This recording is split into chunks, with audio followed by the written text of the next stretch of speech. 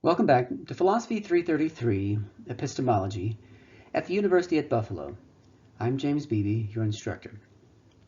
In this video, which is another video introducing the segment of our course that's focused on the epistemology of disagreement, I want to focus on some issues that concern disagreeing with experts. And the things that I am going to cover in this video lecture presentation are uncontroversial, but it's quite typical for discussions of the epistemology of disagreement to put the uncontroversial issues concerning disagreeing with experts out on the table first, just to kind of get them out of the way, because the really difficult questions seem to be, what do you do when you disagree with the people and there's intractable, irresolvable disagreement? But it occurs between a bunch of people, none of whom seem to be more expert than others. Or maybe just to simplify it, let's just take it two people at a time. When you and the person you disagree with are such that you're not more expert than them about the topic, and they're not more expert than you, then what? This is the kind of case that has garnered most attention from epistemologists in the last 2 decades, and that Brian Francis is thinking most about when he's writing his book, Disagreement. But all of these cases are sort of premised on the idea that this thing that we'll call peer disagreement, where the disagreeing parties are such that one is not more expert than another, or vice versa. It's premised on the idea that peer disagreement is not disagreeing with experts. And so I want to say a few things about what's involved in disagreeing with experts when it's irrational to do so and when it is rational. There are a number of circumstances where it is rational to disagree with experts, and hopefully, obviously, a number of circumstances where it's not rational to disagree with experts. But precisely because peer disagreement is understood in contrast to expert disagreement, in contrast to this, it's not this, I just thought it'd be useful to just briefly go through, laying out some facts, just to sharpen our attention and focus when we get to peer disagreement, that we focus on all the right things and we don't bring up extraneous things that concern really disagreeing with experts, which is a completely different bag altogether. So I want to begin my presentation just by briefly referring back to something I mentioned in a previous video lecture presentation on fallibilism, where I talked about John Locke and David Hume's dictum that you should proportion your degree of belief to the amount and strength of the evidence that's available to you. And we talked about how the human condition is represented in something like the Jimbo case, where our beliefs very often are stronger than our evidence really warrants. Our evidence doesn't really give us a right to be that sure, and yet we're that sure. Sometimes our beliefs look like Dolph's situation, where our evidence kind of demands a stronger degree of belief than we really feel like chipping in. But Locke and Hume said we should look like Kearney there. Our degree of belief should match the evidence. Okay, so this discussion talked about how evidence should be your guide to what to believe. Now, I want to extend that dictum very much in the same spirit with Locke and Hume, and think about how evidence should dictate who you should believe. And although Locke and Hume aren't really known for talking about this sort of thing, I think they would very much agree with what I have to say here. Because in both cases, you're just following the evidence wherever it leads. You're letting the evidence be your guide to belief. So I want to consider a few cases of where the experts say one thing and you believe something else. And in the first cases that I want to consider, it's going to be irrational for you to disagree with the experts. And in the later cases that I will consider, it's going to be rational for you to disagree with the experts. So here's case number 1. Consider this statement. High blood pressure indicates high risk of heart attack, and the degree to which your blood pressure is higher indicates the degree to which your risk is greater. Should you believe this statement? Yes or no? Should you believe that it's true? Should you believe that it's false? Should you be agnostic? Well, I don't know what you know about this sort of thing. You may have some background knowledge that tells you should believe it. If not, or in addition to that, I can tell you that the American College of Cardiology thinks it's true. So here's an article posted on the American College of Cardiology's website just a few days ago, October 29th, discussing a bit of research that looks at the association or correlation of normal systolic blood pressure with CVD means cardiovascular disease and particular events like heart attacks that are the result of particular kinds of cardiovascular disease. And in this article, and in this that's referenced here, you'll see at the bottom it's published in JAMA Cardiol. That's the Journal of the American Medical Association. They're the particular journal that's focused on cardiology.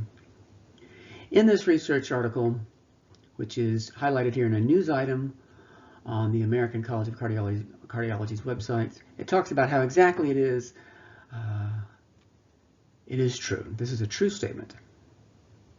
For each stepwise increase in blood pressure, there is a stepwise increase in risk of heart attack, this article says. Okay, so suppose I tell you that, and you're like, okay. So now suppose you ask yourself what you should believe. Should you believe that that's true? Maybe you say yes at this point. Or maybe you say, who the heck is the American College of Cardiology? At which point I will tell you, well, it's a medical association that bestows credentials on cardiovascular specialists who meet certain qualifications. You can read more about them here. They have a Wikipedia article. They have their own website, acc.org, and then under the About ACC, they can tell you more about the history of the organization.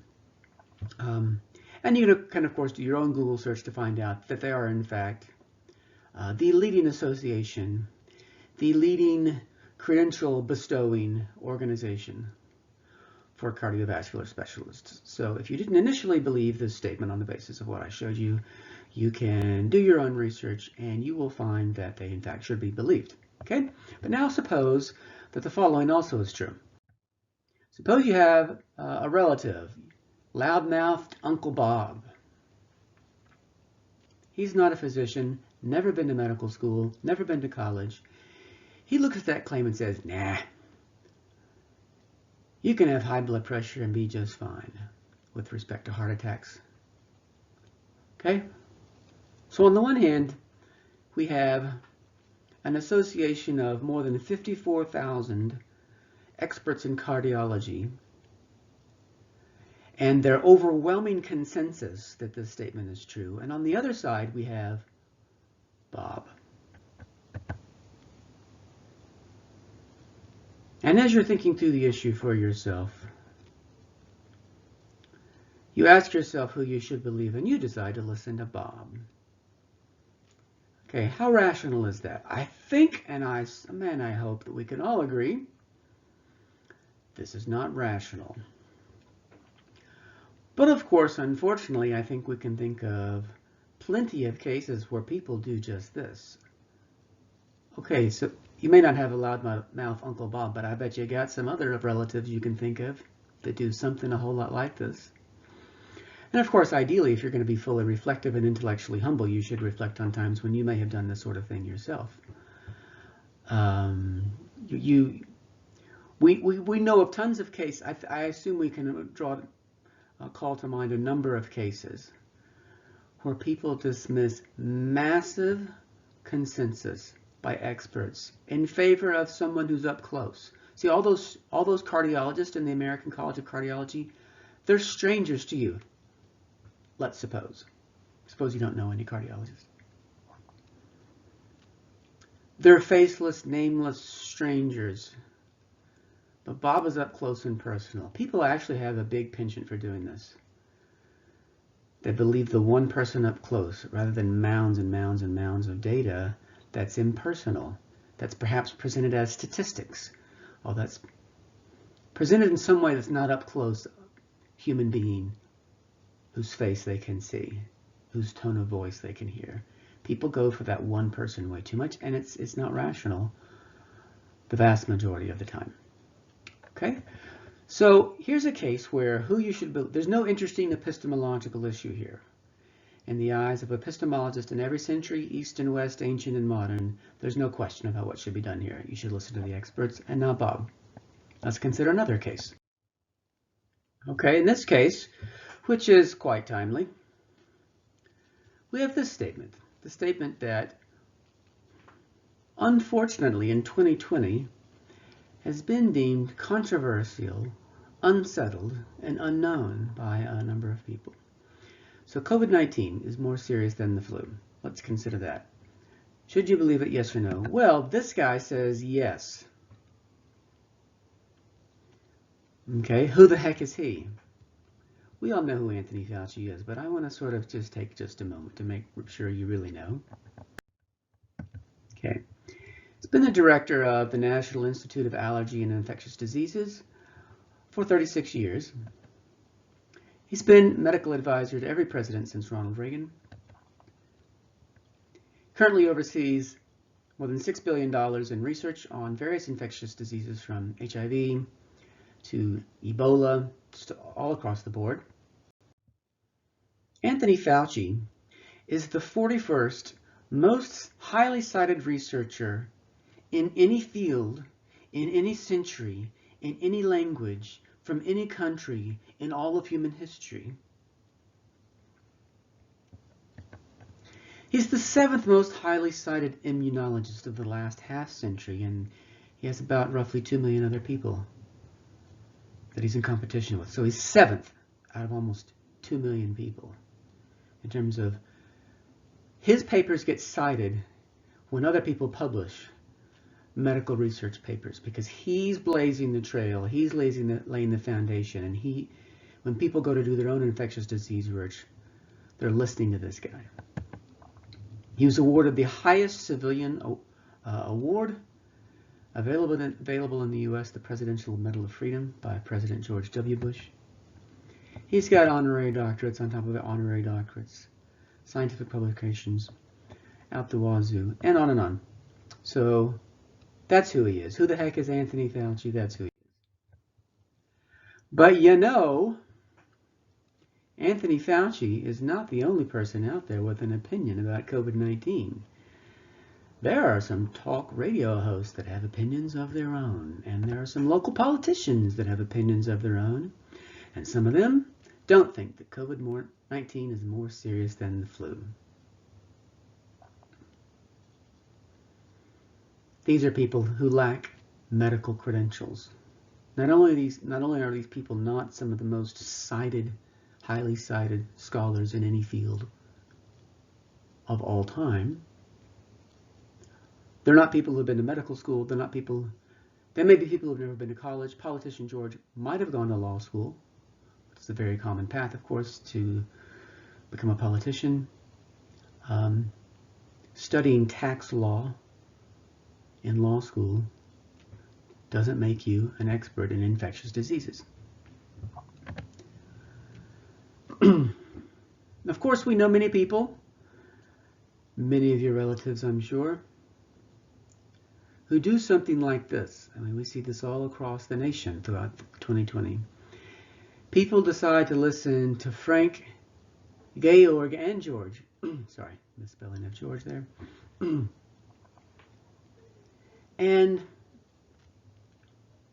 you know, this is just like the first case concerning blood pressure and heart attack. I mean, in both of these cases, there's just no contest. No philosopher in any century is going to disagree about this. Socrates, Aristotle, Plato, Confucius, Lao Tzu, Zhuangzi in the East, Nagarjuna in ancient India, Locke, Berkeley, Hume, Descartes, Leibniz, Kant,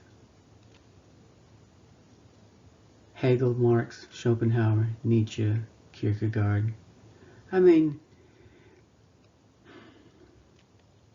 there's no contest, there's no question, there's no deep philosophical conundrum. Gee, how can we figure out who to listen to?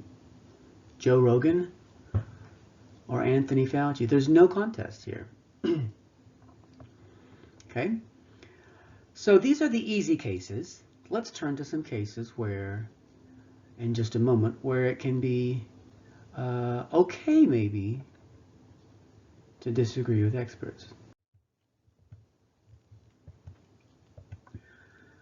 Before we turn to those cases, I would just like to briefly note the structure of the previous cases and how the cases that are just about to come have a slightly different structure.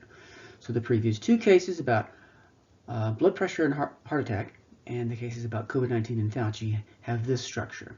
There's very strong evidence that Anthony Fauci, the members of the American College of Cardiology, are experts about infectious diseases and cardiology that you're not, that Joe Rogan isn't, conservative talk radio hosts aren't, and the experts say one thing and many people believe something else.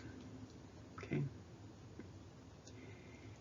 It should be very clear to anyone, left and right, ancient, modern, whatever, the 1, 2, and 3 don't fit together very well.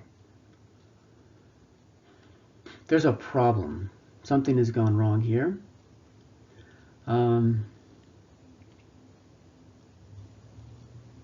Rationalists like Plato, Leibniz, and Descartes are said to be, would all agree with this. Empiricists like Aristotle is said to be,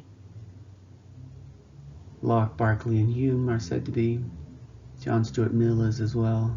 They're going to agree. Rationalists, empiricists, materialists, idealists, atheists, theists. Okay. They're all going to agree that these three things don't fit. Because in one way or another, these people are all going to agree with the kind of thing that Locke and Hume said. Even someone like Descartes who's aiming for certainty is going to agree with what Locke and Hume said. You follow the evidence where it leads, and you should assent or be as confident as your evidence is strong. Okay? And all of your evidence are pointing to these experts as people that should be believed, and you're not believing them. Okay? So that's the structure of these cases.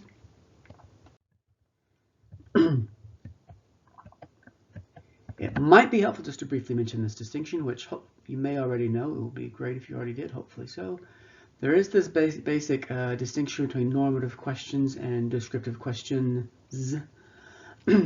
So normative questions are what should you do? Descriptive questions are what will you do? What did you do? What are you doing? So this is basically the distinction between ises and oughts, as it's sometimes summarized. The ises are at the bottom, the oughts are up top. Ises is just a shorthand. Is a, strictly speaking, a present tense verb, whereas I have a future tense and a past tense there. But they're all ises in the sense of just being descriptive, just saying what the facts are. The facts are that I am doing this right now. The facts are such that I will do this. The facts are such that I have done this. Okay, but what should you do? Okay. So the interesting philosophical questions here about disagreement all concern the normative questions. What should you do? And so far we haven't seen a sticky philosophical normative question. Now descriptive questions about what people should do, about what kinds of factors make them likely to listen to Fauci or reject mask wearing and so on. These are really social scientific questions, questions for psychology, sociology, anthropology, economics. And the top ones are the ones where we really, in philosophy, are able to display our most relevance. Okay, now let's look at some other questions that concern disagreeing with experts. And these are going to be the cases where it's okay. It's going to be okay to disagree with them. Again, we're not going to have actually big, thorny, profound philosophical conundrums to think through, but I think it's useful to have on the table so that when we do get to the difficult questions about peer disagreement, it will be very clear what we're not talking about. Okay, so here's the first case in the second set. All right, so there is a thing called phantom limb pain. You may have heard of it. This is where amputees feel sensations, sometimes painful ones, in limbs that have been cut off. So just for a concreteness, let's suppose you're an amputee. Let's just suppose your left arm from the elbow down has been amputated several years ago. So you have no left hand, no left fingers, no left forearm, okay? But let's suppose you have phantom limb pain, which means from time to time, you're not sure under what circumstances, this arises, but from time to time you feel sharp, excruciating pain in what feels like your left hand. You know good and well you don't have a left hand and haven't had one for some years now. But man, it feels like it, okay? Now, there really is a place called, an organization called the American Academy of Pain Medicine. And they are, like the other medical examples I've used so far, they're the medical experts about the physiology and treatment of pain. But now I'm going to fictionalize, the next part of the story is going to be fictionalized, just so that we can have a nice philosophical thought experiment. So the next part's fiction. The American Academy of Pain Medicine knows about phantom limb pain, but in my story, let's suppose they don't. Let's suppose that all of these pain medicine doctors have been studying physiology and treatment of pain for many years, and they've just never come across someone with phantom limb pain before, someone reporting this. And suppose it's not out of there's nothing bad going on, there's no cover-up, it's just a kind of just an innocent sort of ignorance. They just never got around to finding someone like this. Okay? So just play along with the story and suppose that's how it goes. So, suppose that the members of this pain medicine organization all agree overwhelmingly about the kinds of pains that there are and the kinds of pains that they're not. And there's very strong evidence that they are experts about pain. But let's suppose, just because they've never run into a unique patient like you, they think that such a thing is impossible. And someone describes this possibility to them. Someone says, hey, AAPM members, if someone were to have an amputated limb or partial amputation of a limb, would they be able to feel pain in what seems to be the hand or the foot or the leg that's been amputated? And suppose that they say, of course not, that's stupid, there's no hand, foot, leg anymore. Don't be ridiculous. Okay, suppose that's what they say. All right, so here's the situation. But now suppose that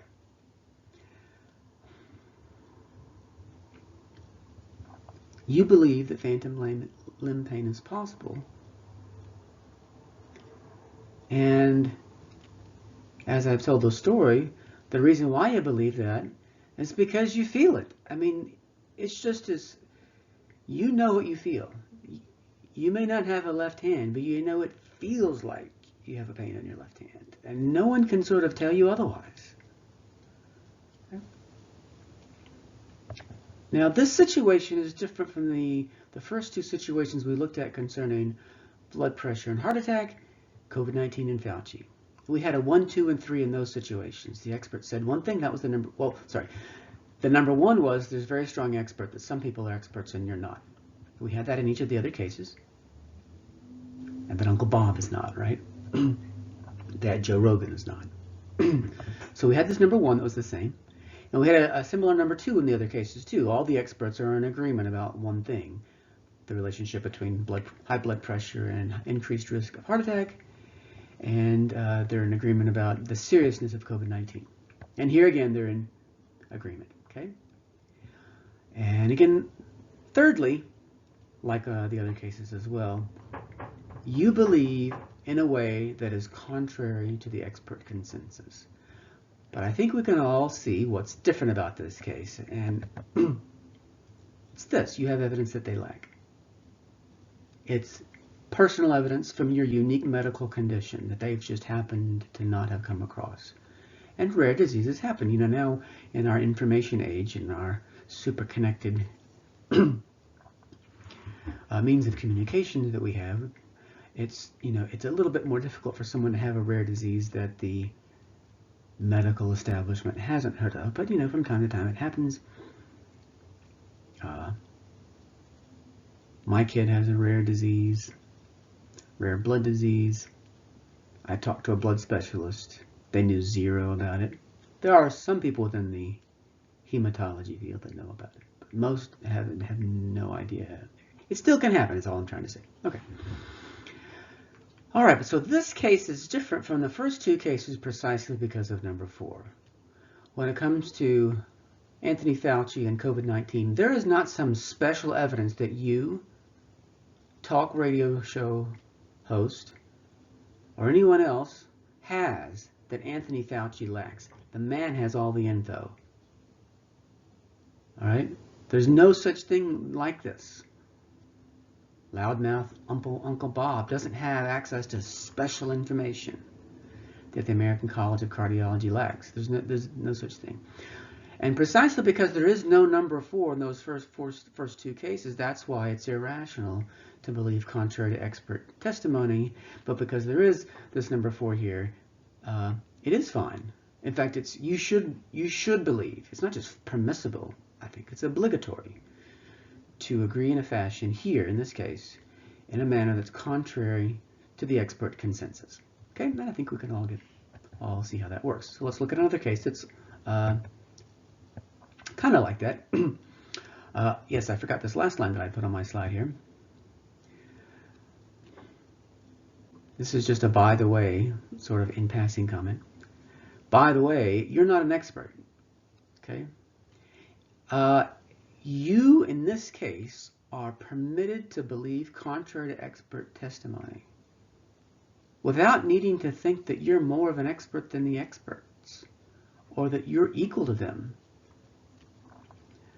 You don't need to claim that you know more about the president of the American, what was it? Was it Academy or Association of Pain Medicine?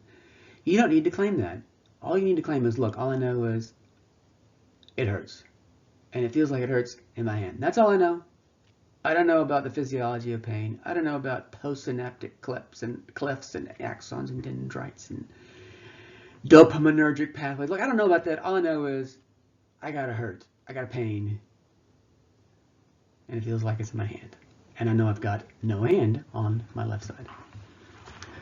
So I just threw in this passing comment here at the end just to note that sometimes you can disagree with all the experts without arrogantly thinking that you're better than the experts. In this case, there's no arrogance involved.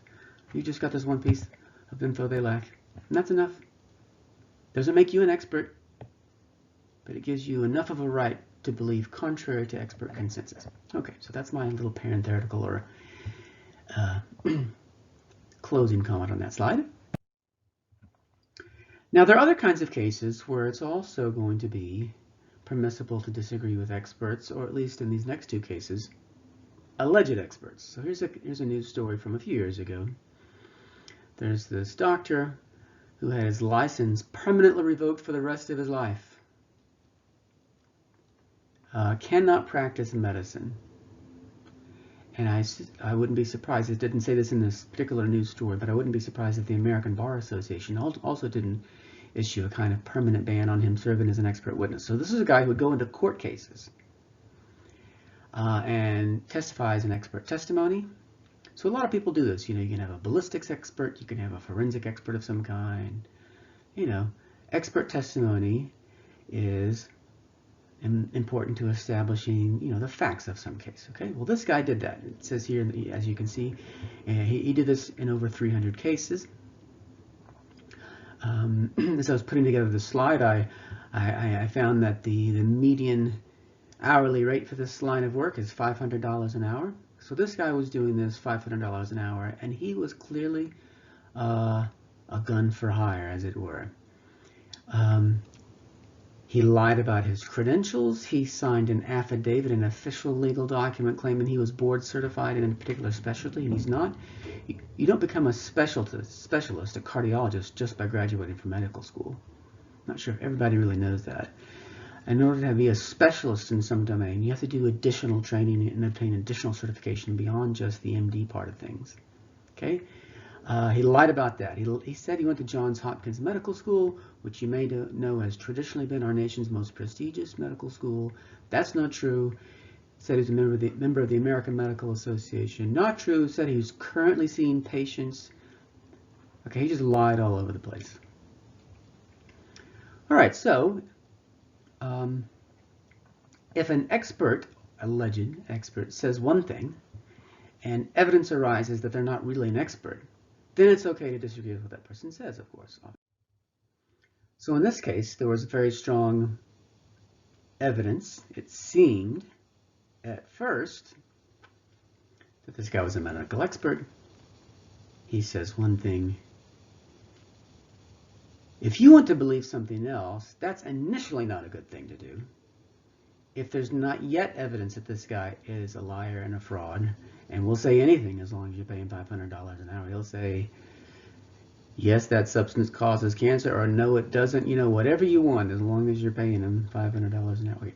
So if initially you want to believe contrary to expert testimony, that doesn't seem like a rational thing to do. However, it is okay.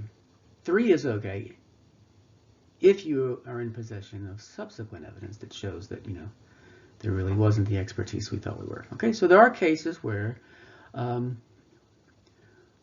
we can reject expert testimony. In the phantom limb case, if you have access to special experiences, observations, information that the established community of experts just hasn't come across yet, because it's an unusual case, let's say, of some kind, a rare case, then yeah, it's fine to disagree with expert testimony, or in this case, disagreeing with so-called experts is fine. Or of course, if it's found out that there's just no such thing as expertise in that domain at all, that would be fine too. So here's a documentary on the life of James Randi. This is a poster or advertisement of the documentary. Came out just a few years ago. An honest liar. James Randi just died this past week. In the 1970s and 80s, he was quite prominent for debunking the claims of psychics, mediums, and others. He wound up showing there's no such thing as expertise in those domains. There's no such thing as being an expert. Expertise when it comes to talking with the spirits of the dead. Okay, so either show, like in the lawyer case where the legal case where the guy's served as an expert witness, that although there may be expertise in general, this guy doesn't have it, or you can just show that there's no expertise in general. But in either case, these cases, together with the phantom limb case, are unlike our first 2 cases. There's a number 4. And the number 4, of course, is some additional information of some kind that relieves the tension. So items 1, 2, and 3 don't cohere together very well. You shouldn't believe that P is false if 1 and 2 are true, and that's the whole story, or at least the whole story as far as you are aware of it. Okay? Now, in addition to having special information that the experts don't have, like in the phantom limb case, or in addition to someone lacking the credentials they said they claim to have, as in the expert testimony, or the psychic or medium sort of cases, there's also the situation where someone may very well have all the expertise in the world, but they're just lying. There's no doubt about their expertise. They went to the medical school that they said they did. They are really credentialed like they say they are. But they're lying anyway. And of course, this is what people say about Anthony Fauci. They do claim there's another 4. I said if you just have 1, 2, and 3, and it's the Fauci COVID case, there's no contest about who you should believe. And so the way to understand the COVID deniers is that they, COVID skeptics, is that they think there's a number 4. That something like this is true. Hiding and lying, and in Fauci's case, would just be overstating. So he's overstating the seriousness. He's hiding the fact that the data really show it's less serious. Okay. If we really do have evidence that the experts in general, and of course this is what COVID skeptics have to claim, it's not just one guy, but the community are all lying. Like with the one guy who was the expert witness in legal cases, all we had to do to sort of debunk what he had to say is just find evidence about that one guy and how that one guy didn't go to Johns Hopkins like he said he did. Okay. But in order to be a COVID skeptic, a COVID denier, a mask resistor, you've got to do more than that. There is no evidence that Anthony Fauci is lying, but it's important to realize it's not just him that you would have to show to be a liar. You would have to show the nation's entire set of infectious disease experts. And in hospital after hospital after research center after research center.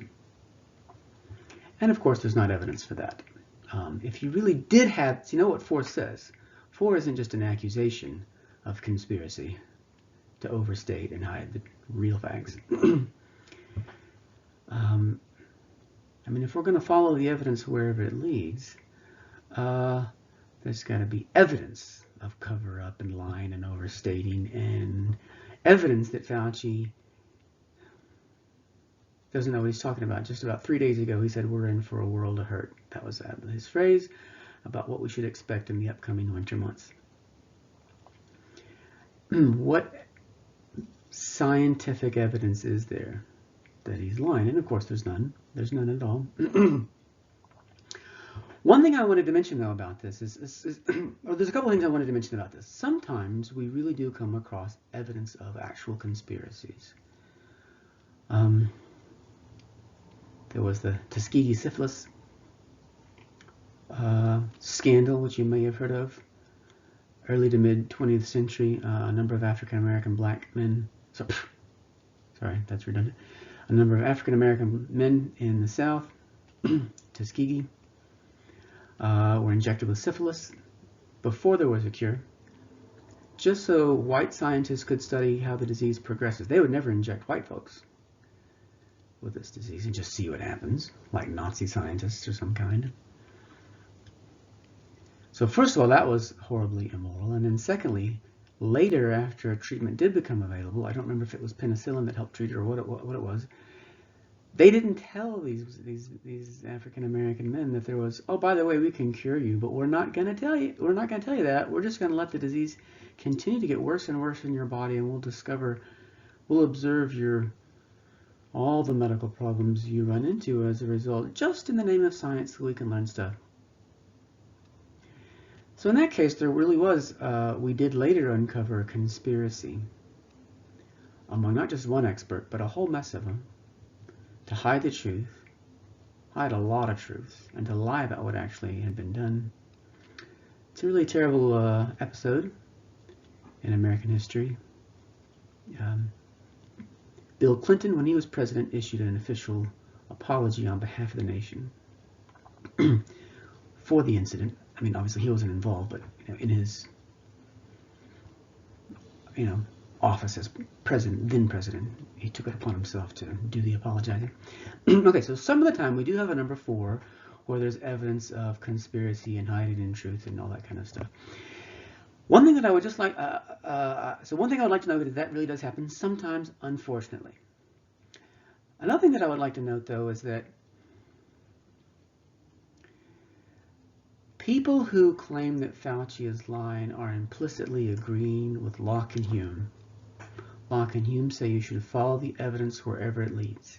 And if you just have 1, 2, and 3, you got to listen to the experts. You got to follow the experts about what to believe, because they're the people who to believe, who you should believe. And by adding in a number 4, it's unsubstantiated. The charges that Fauci is lying are unsubstantiated. But by adding a number 4, they're realizing that 1, 2, and 3 are in tension, and so they're realizing that there needs to be more to the story. And by recognizing that, they're showing that they feel the pull of Locke and Hume's dictum. There's got to be evidence for you to follow. They don't totally follow Locke and Hume's dictum, of course, because they don't provide real evidence that Fauci is lying. But in any case, this is one more case. This is like the phantom limb pain, where you have special information. Like the guy who lied as an expert witness, where there's evidence of no credentials. Here's a third kind of case. Someone can really have the credentials, but there can be evidence of lying and conspiracy and cover-up. Okay, so in each of these cases, if you really have evidence of lying and conspiracy, it is totally reasonable to reject the expert opinion. Totally reasonable. And again, philosophers, I think throughout history, will sort of line up in agreement here. There isn't controversy that philosophers will see here. They're like, yeah, if you have good evidence of massive conspiracy in the medical community, a certain legal community, a certain group of politicians, people in power, people in charge of the stock market, I don't know. If you really have evidence of conspiracy and cover-up, then yeah, you should dismiss what the alleged experts, credentialed experts are saying. Yeah, absolutely, it's rational, nothing wrong with that. No philosophical controversy about what to do. There is, however, significant philosophical controversy amongst the ancient Pyrrhonian skeptics and in contemporary epistemological debate about disagreeing with peers. See, with experts, I mean, if it's clear that you are more expert than someone, or they are more expert than you, Locke, Hume, philosopher after philosopher is going to agree it's clear what you should do. Okay, but now suppose we have a situation where you're not more expert than them, they're not more expert than you, and there's no evidence of lying. So there's no evidence that they're more dishonest than you. There's no evidence that you're more dishonest than them. There's no evidence that you're more reflective than they are, or that they are than you. There's no evidence that you're smarter than they are, or that they're smarter than you. There's no evidence of greater life experience on your part or their part. That's what it means for someone to be an epistemic peer, a term that Brian Francis is going to use in his book on disagreement. If your disagreement is with that person, they say that P is true. You've always believed that P is false. Upon discovering that they disagree with you, should that matter? And here we see philosophers parting ways. We see philosophers disagreeing. We see considerations being offered on both sides. So all of what's gone before is just to set up this. We don't see philosophers disagreeing or parting ways about what to do when someone is clearly more of an expert than you. You should listen to them, unless there's an additional part of the story. But peers is not so clear. I mean, we do have this tendency to think that people on the other side of the aisle are stupid. Political liberals tend to have a dim view of the intelligence of political conservatives. Political conservatives tend to say things like, well, the liberals have just been brainwashed by biased liberal universities. Or there are a bunch of liberal elites out of touch with the average person. That's still taking a dim view of them. They're saying the people on the other side aren't my peers in all respects. When each side looks down on the other, and talk about how they're looking down on the other, they may phrase it in different ways. But by looking down on the other, what they're saying is they're not really my peer. They're below me in some respect. They've been brainwashed by liberal universities. I haven't. That's why I'm able to see the truth. They're not able to see the truth because of all these years of being brainwashed by all these liberal professors who are out to destroy capitalism and everything that's made America great. Or, whatever story is told on the other side. But it can't be denied, I think, that there are peers on the other side. If you're a liberal and you hear other liberals saying bad things about the intelligence of people on the conservative end of things, you have to face up to the fact that there's a number of people on the conservative end of things that are just as intelligent as you. And not just as intelligent, I mean, they've had just as much university education as you. And they're just as open-minded, and they're just as committed to honesty.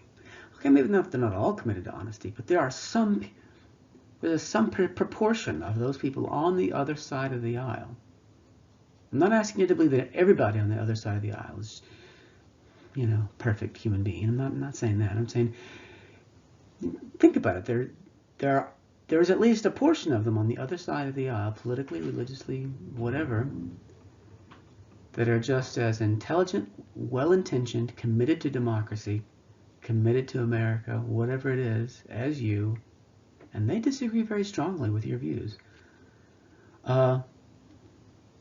Brian, Francis, and others think that really ought to make you stop and think, and maybe should make you less confident in the beliefs that you've always held all this time. Now, not everybody's going to agree about this. I said, this is an area where philosophers are going to part ways. Some philosophers, they've come to be called the steadfasters. They are people who think that it's okay to remain steadfast, to sort of stick to your guns when you discover exactly how many people disagree with you. And you come to reflect for the first time that, oh, the people over there, they're not all dumb. How about that? You sort of really let that thought sink in. The steadfasters say, even after that thought sinks in, it's okay to stick to your guns about, well, maybe an awful lot, maybe everything.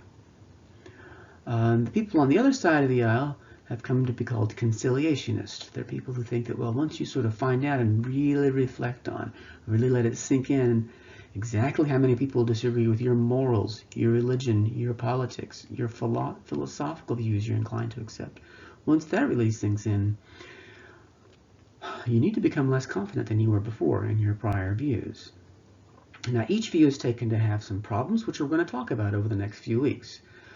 But all of the interesting debates are going to happen where we're thinking about situations where people are roughly equal. There's not an asymmetry of expertise, knowledge, experience. They may not be exactly perfectly, carbon copy equal, but they're equal-ish, close enough. One, it's not like the difference between me and Anthony Fauci on infectious diseases. There's this huge gap, right? For a lot of people that we disagree with about a lot of our opinions, there's not a gap like the gap between me and Anthony Fauci on infectious diseases. There's something that's a whole lot like equality or parity, or kind of roughly on the same footing. And Francis and others in contemporary epistemology think it's important to sort of think about whether we should go with the steadfasters, the conciliationists, and we need to think about this more than philosophers have maybe done over the centuries. The Pyrrhonian skeptics certainly thought about it. But the rest of us, Francis thinks, in philosophy, have been, not really doing our job very well by ignoring the importance of this issue. So that's what we're going to get into in a lot more detail coming up.